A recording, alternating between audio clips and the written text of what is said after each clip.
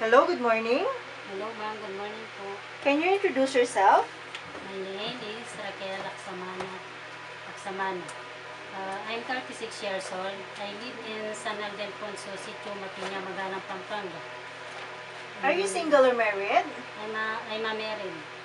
Do you have kids? Yes ma'am. How many? 3 kids. How old are your kids? They are 14, 11, and 10. Who will take care of your kids when you go to Hong Kong? Her father. Okay. Do you have brothers and sisters? Yes ma'am. How many? 2 and 4 sisters. And you are the? 5. Okay.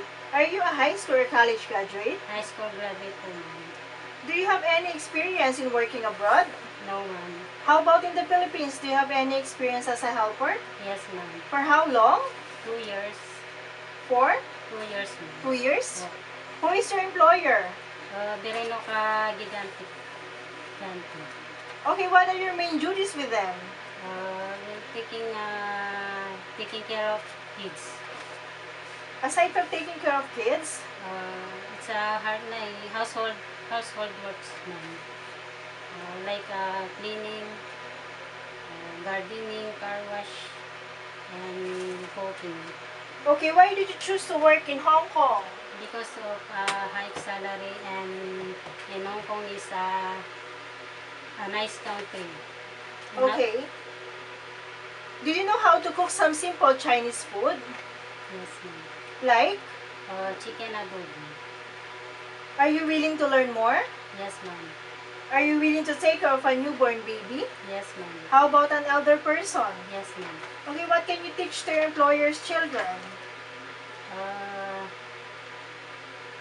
I will teach them good manners and how to read and speak English.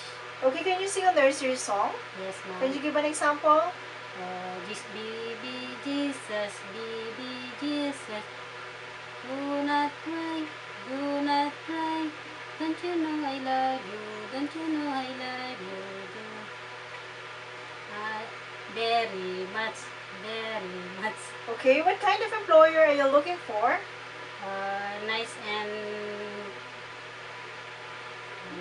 nice and Okay, are you afraid of dogs and cats? no ma'am. What can you say about yourself, your attitude? Obedient, patient, hardworking, and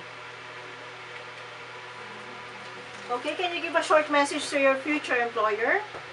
ma'am, sir, can you give na if I give na?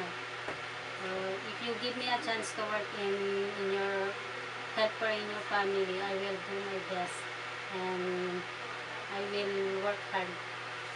Okay, can you promise to finish your contract? Yes, ma'am. Okay, thank you. Yes.